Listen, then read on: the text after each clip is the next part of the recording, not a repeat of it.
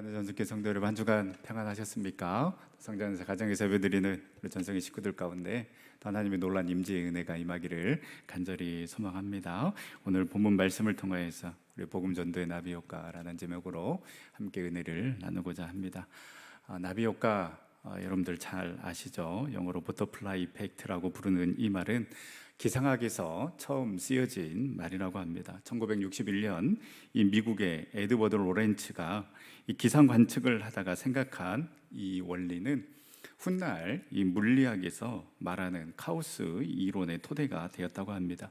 이 원리는 한마디로 이 브라질 정글의 한 마리의 나비의 그 날개짓이 이 미국 텍사스의 엄청난 폭풍을 불러일으킬 수 있다라는 이론입니다. 즉 지구상 어디에선가 일어나는 그 조그마한 변화로 인하여서 예측할 수 없는 그 날씨 현상이 나타났다는 것이 바로 나비 효과의 이론입니다.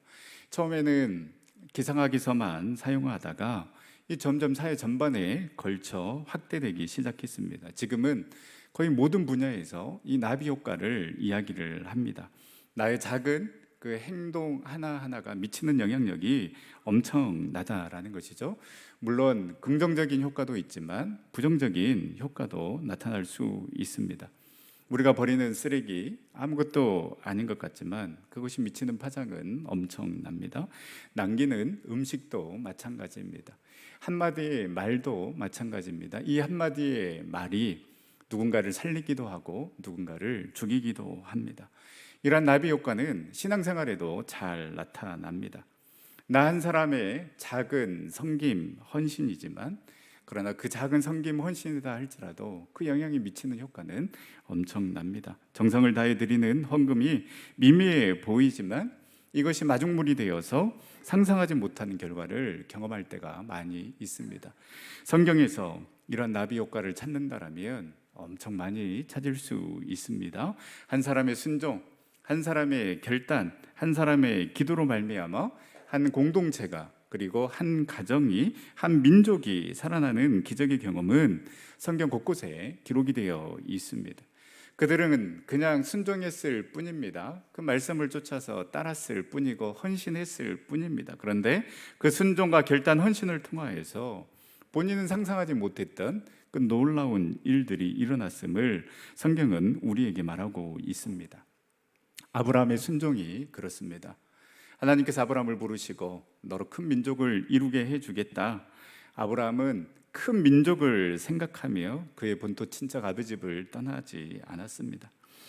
그냥 그때 그 말씀에 순종해서 그 하나님의 말씀대로 순종하며 따라갔을 뿐인데 뒤를 돌아보니 큰 민족, 민족의 조상이 될 수 있었습니다. 우리가 작년에 묵상을 했습니다. 모압 여인 룻의 결단이 결국은 한 가정을 살렸을 뿐만 아니라 여인으로서 예수님의 족보에까지 오르는 그런 축복을 누리게 되었습니다. 사복음서에 기록되고 있는 오병이의 기적도 마찬가지입니다. 한 소년이 먹을 만한 작은 도시락입니다. 이걸 가지고 무슨 대단한 일을 할 수 있겠습니까? 그러나 그 도시락 가지고 예수님께 나아갔을 때에 5,000명이 먹고 12강주리가 남는 놀라운 기적을 경험하게 됩니다. 오늘 말씀은 사도행전의 마지막 말씀입니다. 사도행전은 1장에서부터 8장까지는 예수님의 승천 그리고 마가의 다락방의 성령 강림을 시작으로 해서 베드로를 중심으로 한 예루살렘에서 일어난 초대교회의 놀라운 부흥의 역사를 기록하고 있습니다.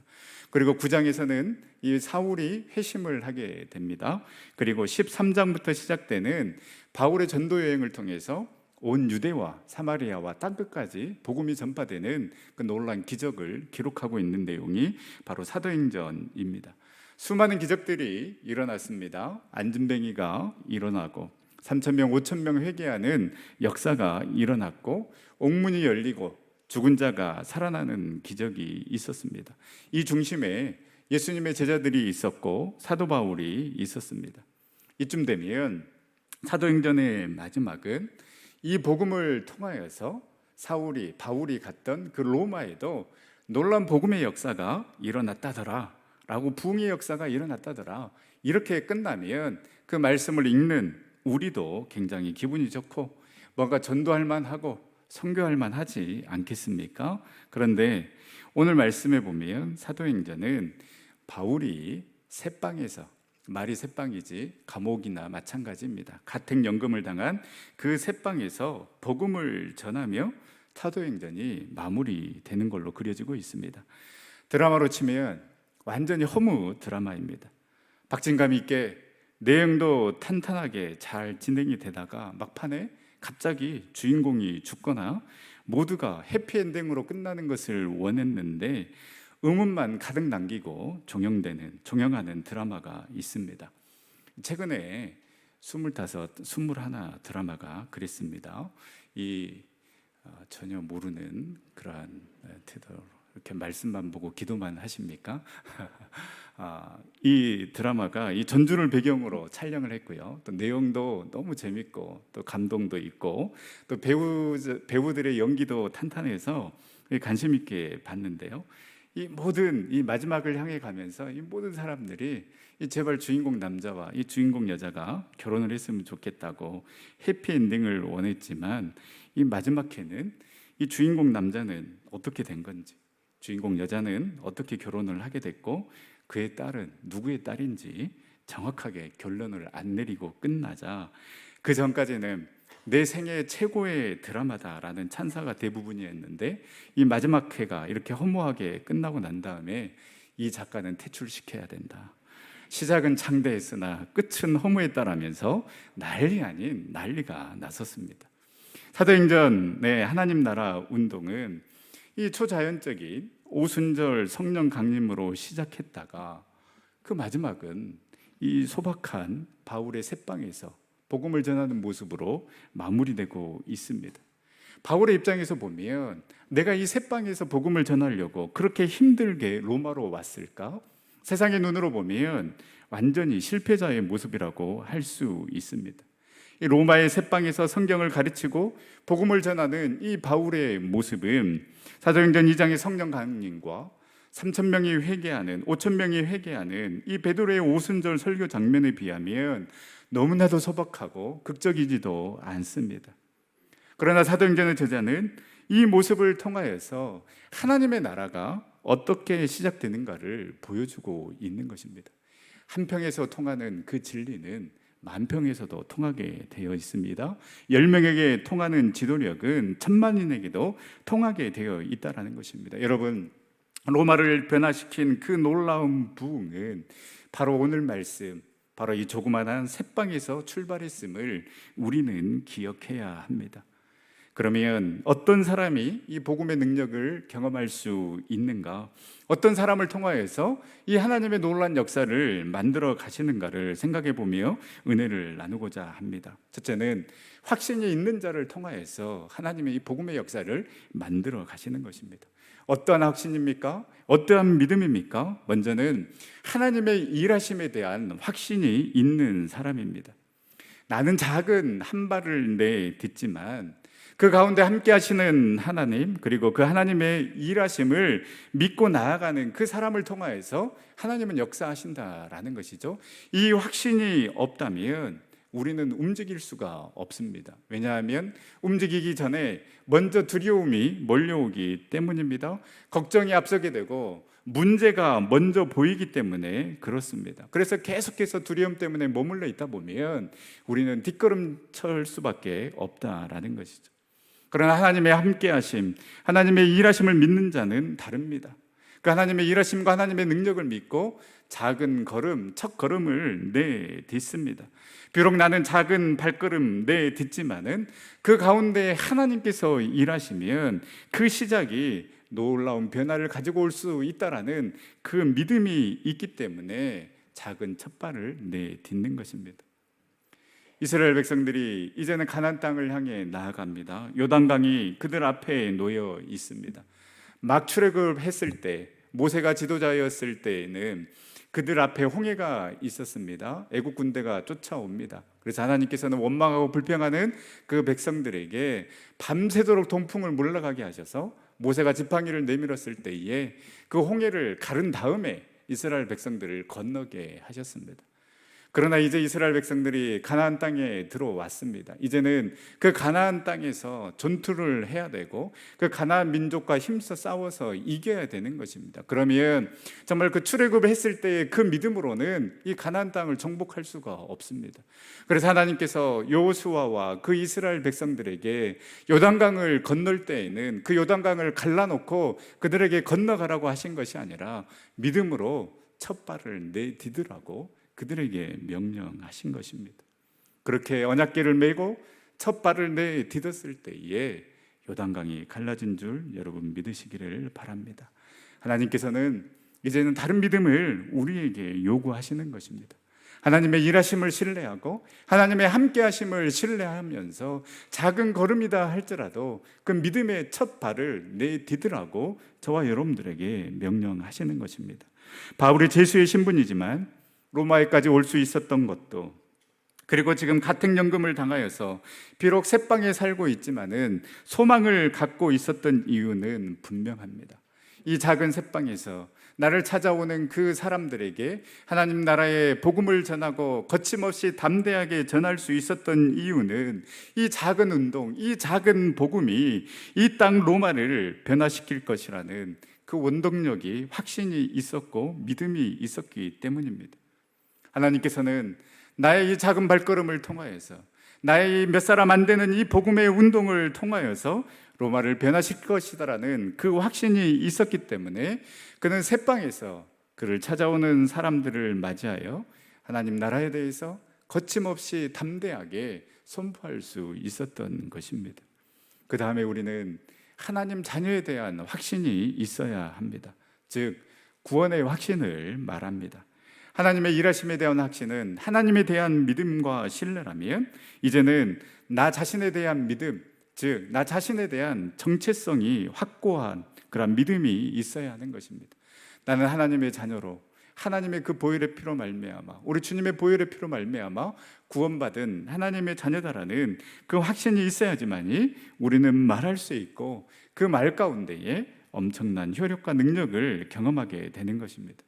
바울은 복음을 부끄러워하지 않았습니다. 복음의 능력을 믿었고 그 십자가의 능력을 믿었습니다. 그 믿음과 확신이 바울을 살게 했고 복음을 전하게 했습니다. 여러분 어떻습니까? 여러분도 복음의 능력을 믿으십니까? 십자가의 능력을 믿으십니까? 그 믿음과 확신이 우리를 살게 할 것이며 이 믿음과 확신이 있는 사람의 입에서 나오는 그 한마디의 말, 위로의 말이 놀라운 변화를 가지고 오게 될 것입니다. 전도 열매도 없는 것 같고 관심도 없는 것 같고 또 교회에 대한, 기독교에 대한 이미지도 좋지 않는 상황에서 사람들에게 다가가는 것 결코 쉽지 않는 일입니다. 그러나 그렇다고 우리 스스로 위축되고 부정적인 생각만 한다면 우리는 한 발짝도 움직일 수가 없습니다. 바울처럼 그 하나님의 일하심을 믿고 하나님의 자녀이기에 그 구원의 확신을 가지고 당당하게 우리가 선포하며 나아갈 때에 우리의 믿음과 이 외침을 통하여서 복음의 능력, 전도의 능력이 나타나게 될 줄 믿습니다. 두 번째는 우리에게 주어진 그 사명이 있음을 깨닫고 그 사명에 순종하는 자를 통하여서 하나님께서는 복음의 역사를, 당신의 역사를 만들어 가십니다. 바울이 이 새방에서 담대하게 거침없이 복음을 전할 수 있었던 또 다른 힘은 바울은 사명자의 삶을 살아갔기 때문입니다. 그래서 그는 순간순간 순종하며 가라 하시는 곳에 갔고 멈춰 서라 하는 곳에 멈춰 섰을 뿐입니다. 그 순종을 통하여서 로마가 변하고 유럽이 변하고 우리까지 복음이 들어오게 된 것입니다.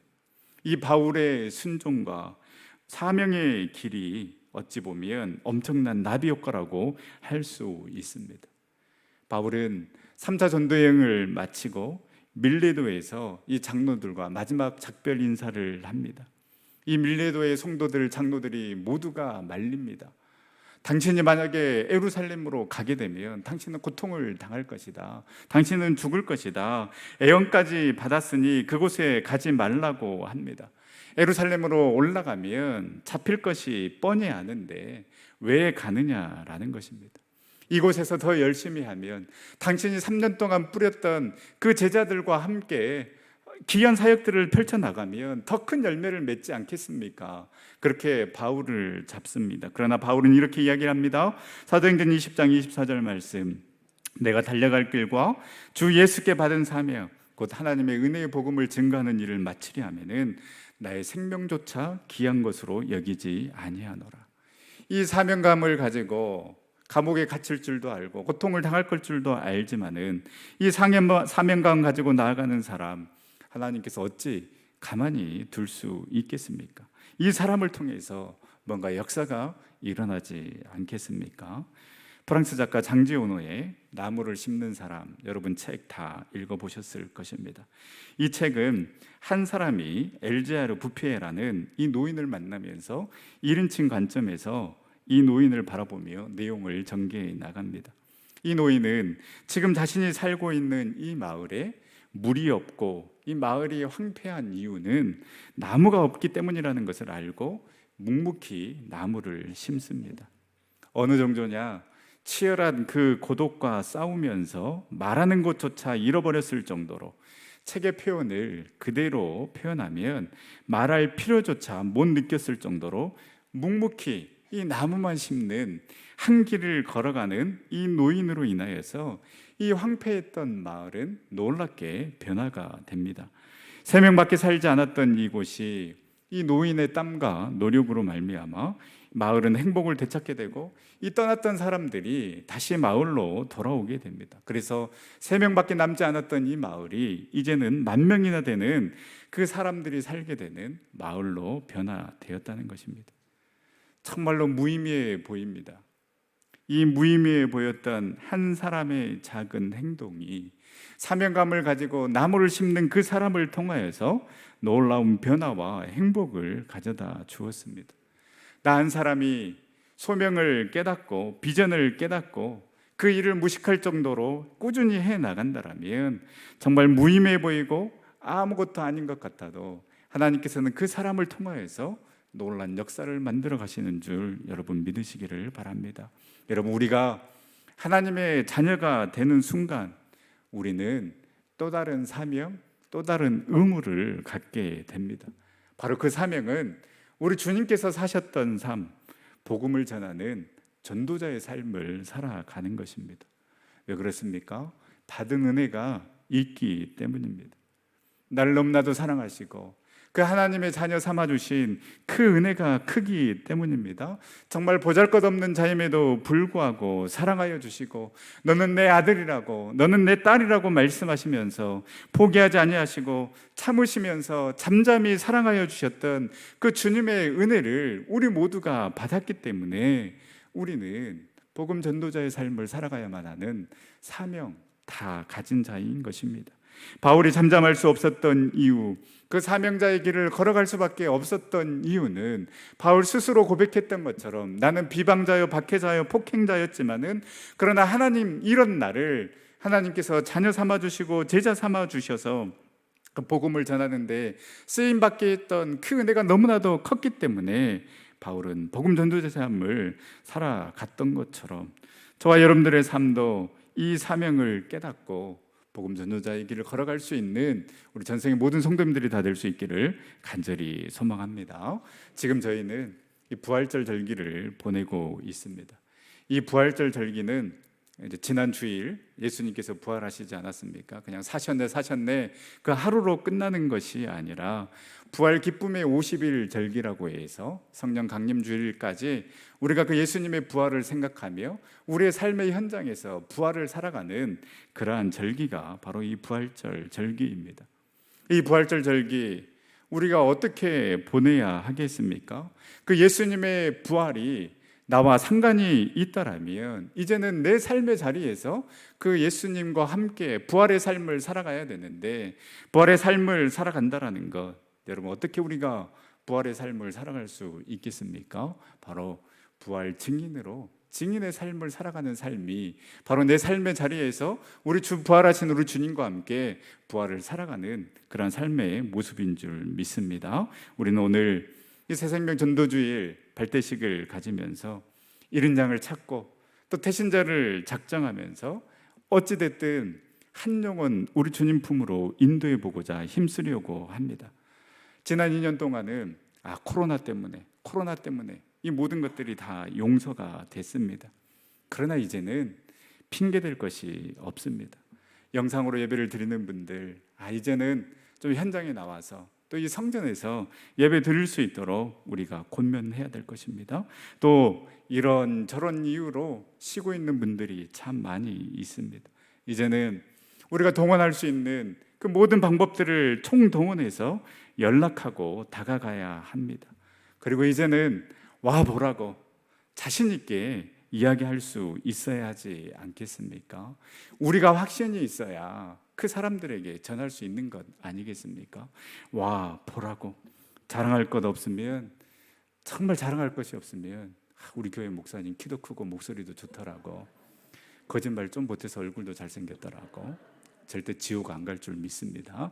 이렇게라도 해서 우리가 함께 모여서 와 보라고, 너무나도 좋더라고, 이렇게 우리가 전하면서 나가야 되지 않겠습니까? 어차피 우리는 전도자의 삶을 살아가야 합니다.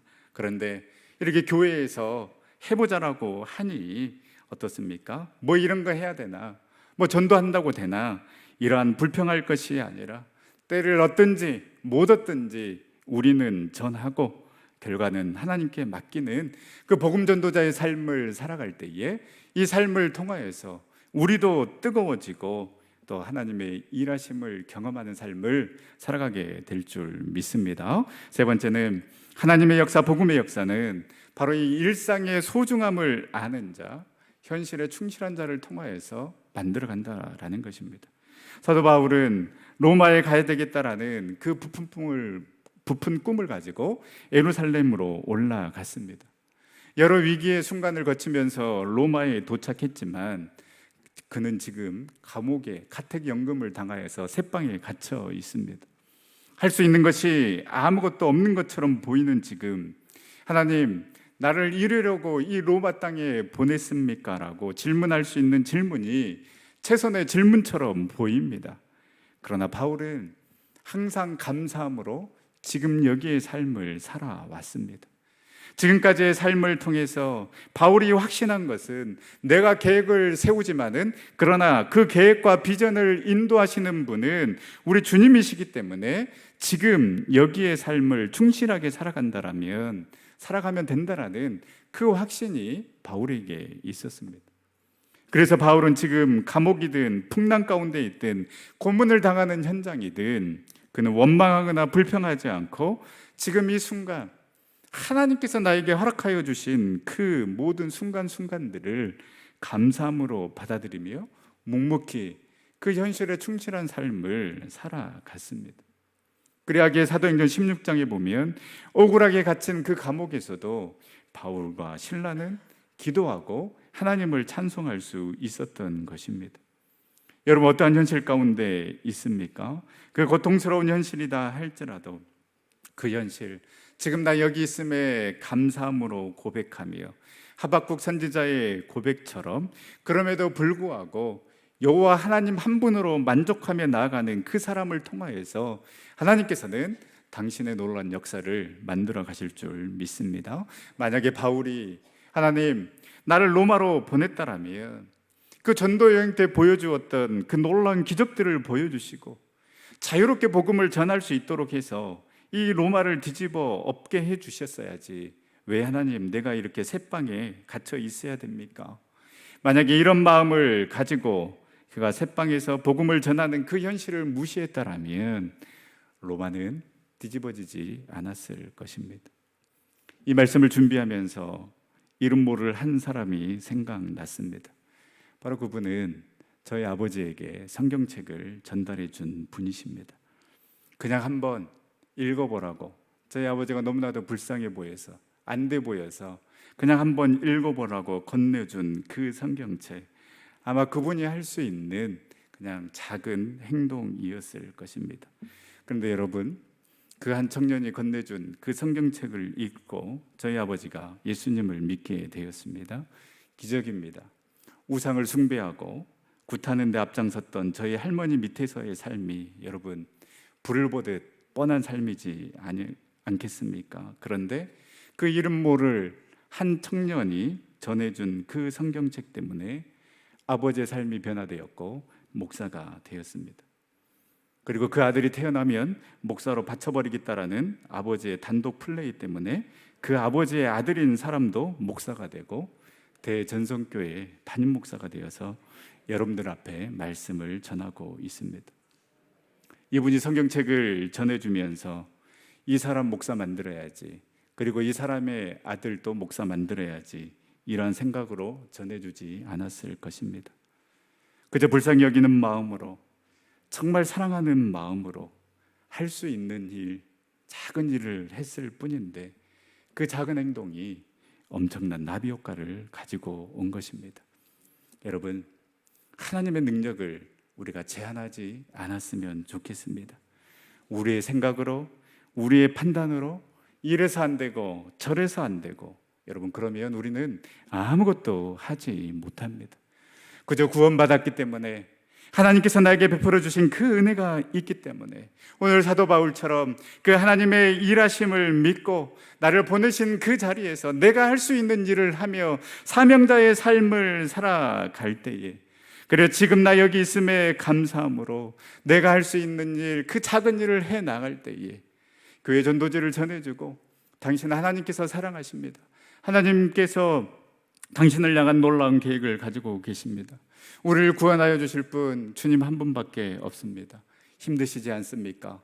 수고하고 무거운 짐진 자들 다 우리 주님께로 오십시오라는 이 한마디, 아무것도 아닌 것 같은 이 한마디, 이 작은 행동이 나비 효과가 되어서 우리도 살리고 듣는 자도 살리고 우리 교회도 살리는 그런 놀라운 능력이 될 줄 믿습니다. 이 귀한 일에 모두가 다 쓰임받는 우리 전생의 모든 성도님들이 다 될 수 있기를 간절히 소망합니다.